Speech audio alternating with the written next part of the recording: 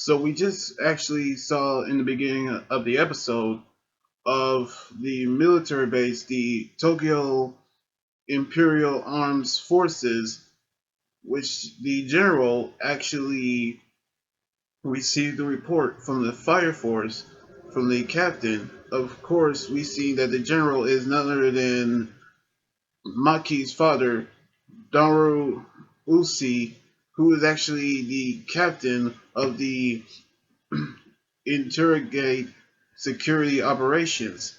And he actually knew that his daughter is actually in the Nether, which we actually knew that the reports from them could mean trouble, and which we actually knew that she actually is in the fire force. Before then, she was actually in the military force as well. That's which we seen her brother Takiki Osi, who's actually the first lieutenant of the Tokyo Imperial Armed Forces Criminal Investigation Division, which we actually seen him return home from an early shift, in which Maki returned home for family dinner, at which her mother Madoka Usi, who is also Daru's wife, in which they actually have a good time in the dinner. When we actually seen the funny moment, which we seen that Madoka actually set them straight when she actually revealed her delinquent side. But we actually saw Taki Ki actually found a secret a secret entrance towards the Nether, where the evangelists have set up operations.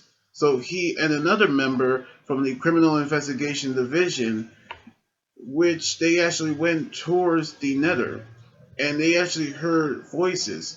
And they went inside a room where they saw lab equipment, and they also saw the infernal bug that was actually used to turn people into artificial infernals, in which they also saw a member of the evangelists, but that member actually was strapped with a bomb and caused it to explode.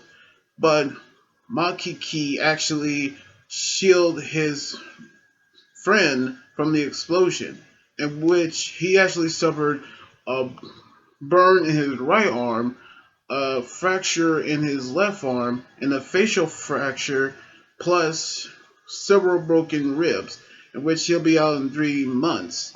So we actually knew that this could be trouble. So Donso requests company aid, a personal request, which Maki has to return to the military forces, in which we knew they can actually refuse.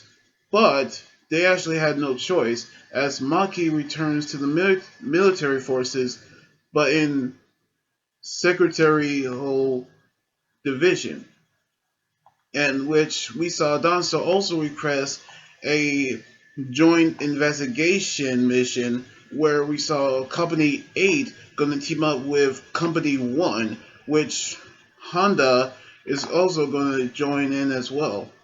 Which we knew that Company 8 is miserable without Maki, as which we actually seen her actually remember all the things with her friends in Company 8. However, the members are decided to go to the Nether once again for the joint investigation with Company 2.